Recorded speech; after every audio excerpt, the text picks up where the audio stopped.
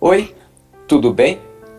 Começamos agora o Conversando o Evangelho, o estudo semanal do Evangelho segundo o Espiritismo, tradição Guilherme Ribeiro. O estudo de hoje é o número 23, capítulo 5, Bem-aventurado os aflitos, itens 21 e 22, mortes prematuras e perda de pessoas amadas. Em nome da Casa Virtual Luz Espírita Caville, agradecemos a presença da Maria Rita, Michele, Marli, Josimar e Ney. Convidamos a nossa amiga Maria Rita para fazer a prece inicial.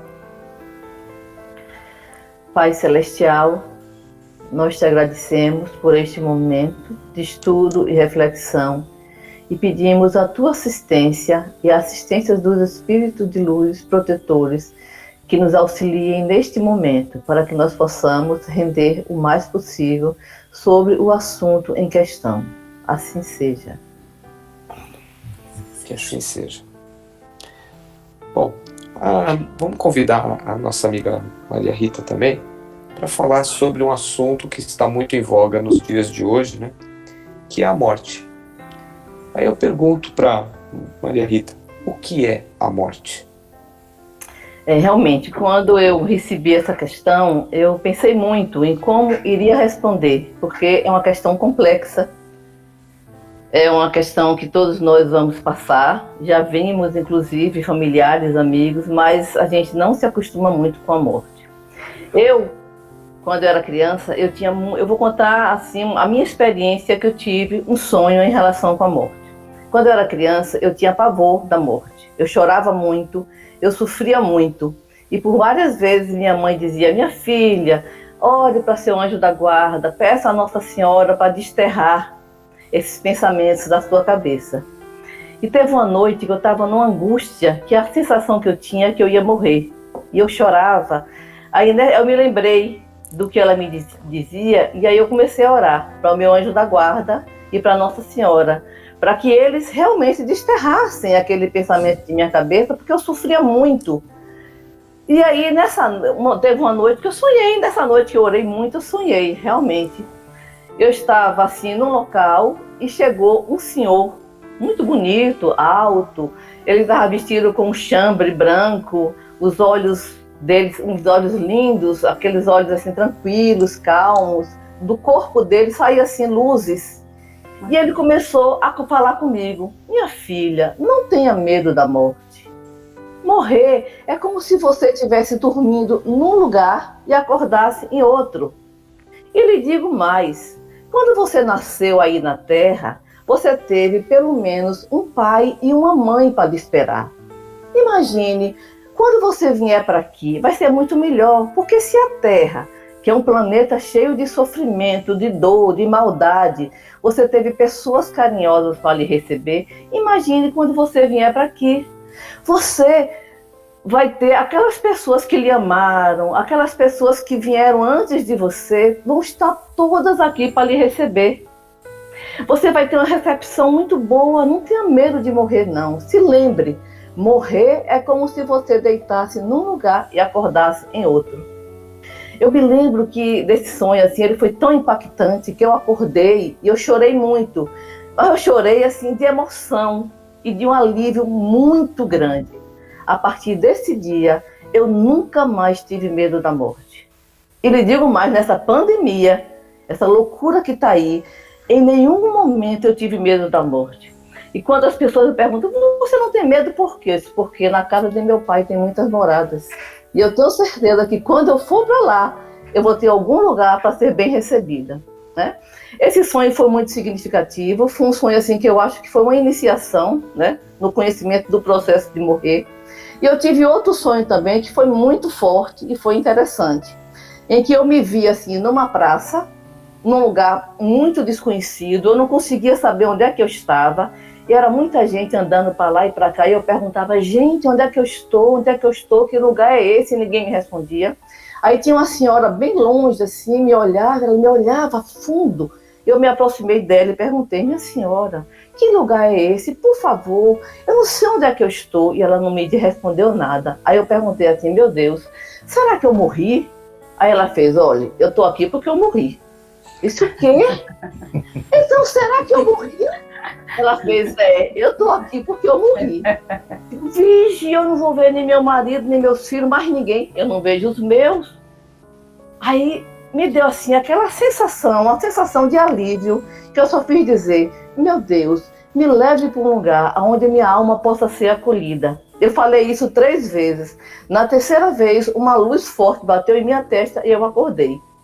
Então eu achei assim que esse segundo sonho foi a confirmação do primeiro. Ou seja, que nós não morremos, que nós continuamos vivos e que nós vamos para algum outro lugar e que, como na casa de meu pai tem muitas moradas, alguma dessas moradas vai nos receber. Então é dessa forma que eu vejo a morte. Muito bem. Tem uma frase muito bacana, né, que diz que o espiritismo ele matou a morte, né? Uhum. Justamente porque nós espíritas, nós não acreditamos na morte, né? A morte é apenas uma passagem nós vamos sair desse nosso corpo material e vamos para a nossa verdadeira vida, que é a vida espiritual. É muito simples a gente falar assim, mas é lógico que envolve dor, envolve sofrimento, principalmente para aqueles que ficam, né? Aqueles que ficam com saudade, com a tristeza, com a sensação de perda, né? Essa é uma coisa que a gente tem isso aí. E também a gente fica sempre com aquela aparência, né, que parece que Deus leva o bom, né, e deixa o mal, né? E deixa aqui só aquelas pessoas, né, que a gente brinca, né, vaso ruim não quebra, parece, né, que poxa vida, aquela pessoa tão boa já foi, e esse daqui que é uma peste, não sei o que, continua aqui entre nós, né? E aí, como é que vocês encaram isso aí? Não é bem assim, né? Tirando os casos de morte prematura, que a Marli vai falar mais à frente,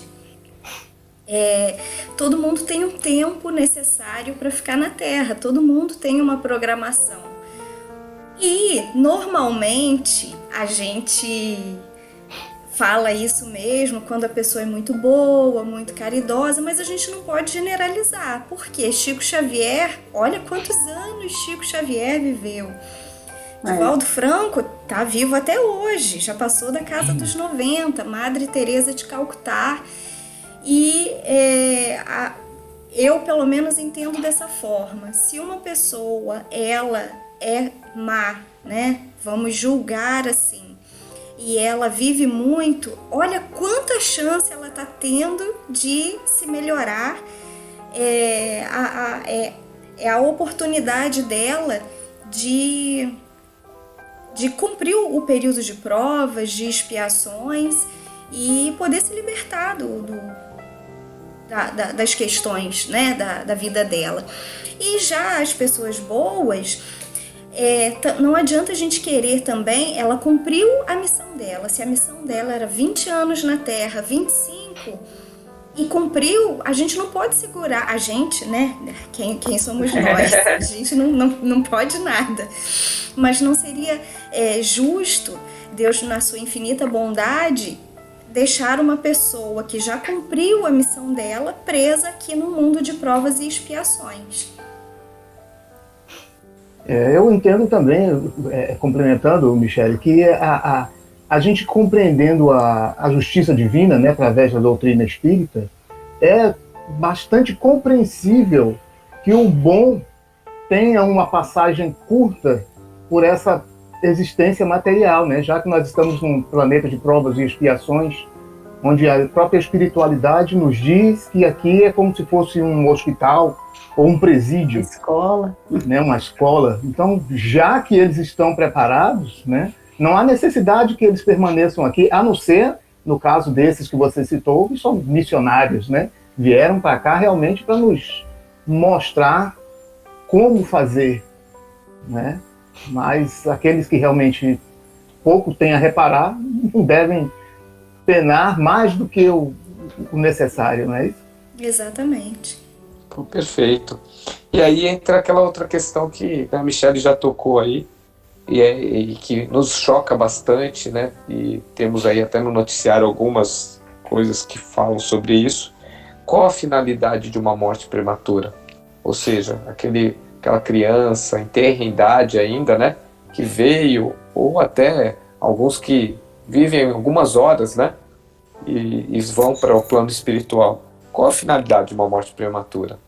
Primeiro vamos entender aqui, esclarecer o que é prematuro. Olhando no dicionário, ele nos oferece a explicação que prematuro é o que acontece ou é feito antes do tempo conveniente ou próprio. É interessante falar assim, porque quando a gente fala assim, uma morte prematura, como o Josimar falou, de repente uma pessoa que é muito boa ou que desencarna cedo, ou esse também de 2 horas que desencarna, vamos dizer, né, os que mal nascem, mas prematuro para quem?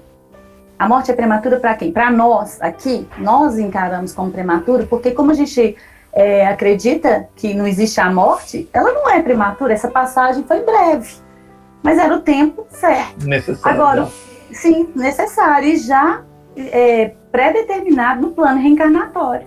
Lógico que os que ficam, né, que são os pais, que sofrem, é missão, é uma prova. É aquilo também que já foi acordado, né, antes no plano reencarnatório. Agora, o que a gente chama de prematuro realmente seria um suicídio ou um aborto provocado. O aborto provocado, assim como o suicídio, que você abrevia mais ainda, né, a vida da pessoa, você tira do espírito a possibilidade da vivência, do aprendizado, da evolução. Então, no espírito, por exemplo, o suicida, eu li uma coisa hoje tão interessante para fazer esse estudo, que Deus, depois eu até copiei o link, depois eu até posso postar no texto do Conversando, que Deus, o forte, geralmente não precisa do amparo de Deus. E quando você é forte o suficiente para cometer um suicídio, você não tem aquele amparo. Você entende? Então, o que pensa é o seguinte, quando a gente é fraco, quando a gente sofre naquilo que a gente está passando, numa prova, que você vira e fala assim, meu Deus, o que eu estou passando e tudo, mas que você, às vezes, até passa na sua cabeça, porque seu sofrimento está tão grande, mas você agarra aquela fé, você agarra naquela, né, em Jesus, que é nosso mestre, modelo e guia, então e você vai naquela fé. Agora, quando você perde, desconecta e rompe, você tira do seu espírito a possibilidade de uma evolução. E a mãe que provoca o aborto também tira. Então, assim, não nos cabe julgar nem quem comete o suicídio, nem quem pratica o aborto. No entanto, a mãe, por exemplo, fala assim, a mulher tem o livre, não é nenhuma questão filosófica, política, coisa aqui que a gente está querendo levantar nenhum, né? Mas a mulher, ela tem sim, ela pode fazer o que quiser com o corpo, a partir do momento que ela não tem um outro corpo, um outro humano dentro dela, que aí você já está infringindo o direito do outro, né? Então a gente baseia-se nisso para a gente falar não para o aborto provocado, certo? Então, as mortes prematuras, no meu caso, o que eu estudei mais ou menos foi isso. Excelente, Amandê. É que talvez essa questão das mortes prematuras, né, a gente lembra sempre que quando uma pessoa perde os pais, né, ela vira órfã, né? Agora, quando os pais perdem os filhos, é uma dor tão grande que não tem nem nome, né? Você não tem como nomear isso.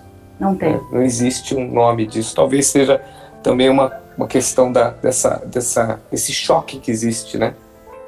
Ô Cláudio, mas eu penso uma coisa, Jesus nos disse numa passagem, não é desmerecendo de jeito nenhum, eu estou com um caso de uma mãe que perdeu um filho de 28 anos, né, que veio a tirar a vida, então além de tudo, e era um filho amoroso e uma família muito amorosa, então no caso assim, eu não consigo compreender uma dor de um pai e de uma mãe que perde filho, não é questão disso, mas eu acho que eu falo muito isso com ela, quem são meus pais, quem é minha mãe, quem é minha família? De repente, Maria Rita e eu fomos irmãs. Então, nós temos que ter o respeito por quem parte, por quem passa por outra passagem, que faz a passagem, da mesma forma que seja o nosso. Lembra que Chico falava? A minha família, alguém do sobrenome dele que estava internado, e Emmanuel fala, quantos Silvas, Araújos, e não sei quem que está lá internado, e você não sentiu a mesma aflição? Exatamente. Então, aos que morrem, aos que estão morrendo hoje, por exemplo, de Covid, são os nossos irmãos, nossos filhos, nossos tios, são nossos, né? Somos nós. E é exatamente isso. E aí entra na próxima questão, né? Que o que torna a morte tão terrível? Por que não aceitamos? Essa questão da aceitação da morte, ela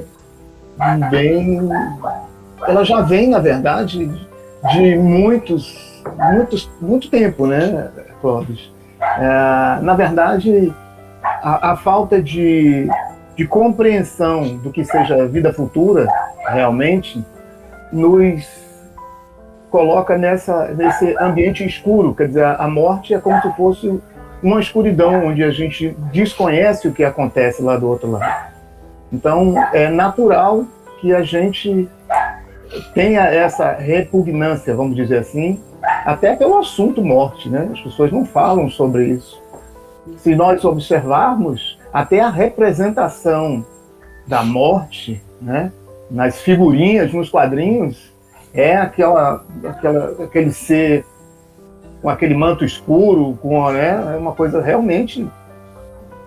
Em nenhum momento se viu alguma divulgação, algo que retrate a morte como uma passagem, né? Um renascimento para uma vida mais plena, de modo algum. E também a gente consegue ver isso lá aqui na obra O Céu e o Inferno, nos instrui que também essa questão do temor à morte, ela também é proposital exatamente para eliminar a possibilidade, ou diminuir a possibilidade dessa questão do encurtamento, né, do período de vida, né, o suicídio. Então, ele provoca esse temor para nos proteger, na verdade, da nossa própria ignorância. À medida que nós vamos nos esclarecendo, nós vamos compreendendo a vida futura e diminuindo essa intolerância, vamos dizer assim, ao assunto morte. E aí a gente já pode pensar um pouquinho, né, no que é necessário para a sustentação da serenidade e do equilíbrio diante da partida de um ente querido. Como todos nós já sabemos, né, a morte não é um fato totalmente inesperado para a gente, né? E muito menos isolado. Ela é a consequência da vida. Todos nós que nascemos vamos ter que morrer um dia, né? Negá-la também significa que jamais se permitir o trabalho, a elaboração desse medo ou da ansiedade que sentimos. Frequentemente, ocorre o quê? Quando o indivíduo se depara com a partida de entes queridos, amados, ou quando ele mesmo se encontra na iminência de empreender a própria ida, entendeu? Muito embora a morte eminente nos abale, pelo menos, do que aquela que não estamos esperando. No começo, tudo é sempre difícil, né? Para a gente assimilar a ausência da pessoa amada, porque sentir saudade é natural, como todos nós sabemos. Quem ama ou quem gosta sente saudades. Como dói o vazio que fica no lugar de quem se foi. No entanto, isso serve de recordação ou evocação que a saudade representa. Ela não pode causar uma paralisia emocional em nós, no enlutado. E diante das situações que a vida está nos solicitando, o desprendimento, né, do ser que se foi, porque nós não somos donos de nada, nós somos fiéis depositários em todas as situações. E diante de todas essas situações que a vida nos proporciona, nós temos que fazer uma reflexão mais profunda sobre os reais valores da nossa existência terrena. O que foi que nós viemos fazer aqui? Qual é a finalidade? Podemos afirmar, com certeza, né, que existe, por exemplo, uma palavra-chave na sustentação da serenidade, no equilíbrio diante da partida de um ente querido. Ou seja, essa palavra é a submissão ou aceitação. Ela consiste na disposição de aceitar o inevitável, que é a morte, considerando que acima dos nossos desejos como humanos, prevalece o soberano, a sabedoria e a vontade de Deus em tudo que nós fazemos, que sempre nos oferecerão a todos nós que estamos envolvidos, ou seja, para quem fica, até mesmo para os que vão, as experiências que mais necessitam para prosseguir em seus próprios projetos evolutivos. É isso aí, né? Ô, Clóvis, eu queria só fazer uma interferênciazinha na questão do medo da morte, né? Complementando o que Josimar falou. Porque existe uma parte nossa que tem pavor da morte, né? É o nosso ego, é a nossa personalidade. Por quê? Rita, mãe de 3 filhos, enfermeira, não vai voltar nunca mais, vai morrer e morreu mesmo. Quem vai sobreviver é o meu espírito, que não tem nome, que não tem sexo, que não tem pai, que não tem mãe, que não tem... Então, essa parte nossa da personalidade tem pavor, porque ela sabe que ela vai desaparecer. Agora, a gente só consegue vencer o medo da morte quando a gente começa a se desidentificar da personalidade e se identificar com o espírito imortal. Então, eu acho que esse é o caminho, deve ser a luta de toda pessoa que quer realmente conhecer um pouco mais e vencer essa questão da morte. É se identificar com o espírito imortal e deixar que a personalidade morra, porque ela vai morrer mesmo. Ela morre todos os dias a gente está mudando, não é isso? Isso aí, fala aí, Michele. E complementando, muitas pessoas que estão iniciando na doutrina espírita têm medo da morte porque aprenderam de alguma forma muito inicial sobre o umbral, até pela obra do André Luiz, que se popularizou, virou filme. E as pessoas têm, eu escuto muito isso, pavor. Nossa, eu vou morrer, eu vou para o umbral. Não é bem assim. Como disse Jesus, cada um segundo suas obras. Então a gente não tem que ter medo do umbral, a gente tem que viver o aqui e agora, ser bom aqui e agora, para que realmente, quando chegar o nosso desencarne, sejamos recebidos por espíritos amigos, pelos nossos mentores, né? E se a gente tem esse conhecimento, já fica mais fácil. Perfeito. É isso aí, gente. Então chegamos ao final aqui do nosso Conversando o Evangelho e pedimos então para a Michele para fazer nossa prece de encerramento.